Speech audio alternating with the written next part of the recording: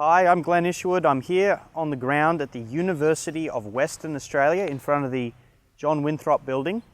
Now I'm in Perth. There's a team of organisers here for the Citizens Electoral Council, and we're here because Perth is the city that CHOGM is being held this year. That's the Commonwealth Heads of Government meeting. Now some of you viewers might remember that 2 years ago at the CHOGM meeting in Trinidad and Tobago, Queen Elizabeth II instructed the Commonwealth, aka the British Empire, to lead the way in dealing with climate change, global warming, non-existent global warming. Now, back then, what she basically was laying out was the operations of the British Empire, this whole green policy. Now, we're here on the ground because we're intervening into that, and just a few moments ago, myself and our team were able to present Prince Philip with our banner. Now, he was in a motorcade. He didn't get a chance to come up and take it off us. He might have liked to. But that banner read, "The British Crown created green fascism." And this theme is what we've been hitting all the universities here in Perth with. It's in light of a report that we've released, which is very historic.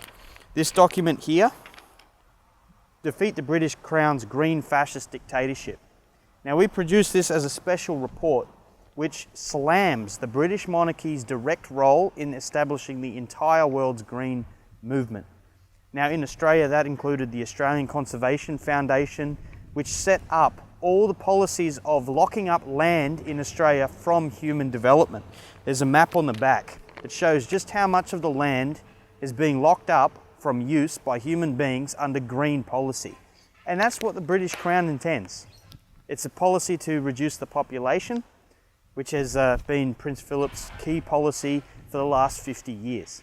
So we got to present this banner to Prince Philip here, and he stopped for a few seconds to read it very carefully before driving off. But this is the climate we're going to create here in Perth over the next few days. Already, just so you have a sense, we've got out about 4,000 copies of this paper to all the professors, universities and faculty on all the major campuses in Western Australia. We've also got it out to the CSIRO, which is our head scientific organisation in the country, which is also pushing a lot of the green policies.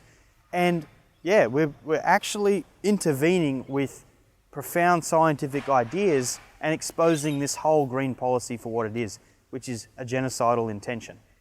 Now, the first half of this paper goes through and presents what the basement team, the LaRouche Pack basement team, have been working on for many years now, which is presenting a proper science on how to look at the way this universe works, the fact that this universe is anti-entropic and that human beings uniquely can know it. And then the second half of this paper just absolutely demolishes the entire basis of the green ideology, starting with the belief in the second law of thermodynamics and the belief in this idea that the universe is entropic.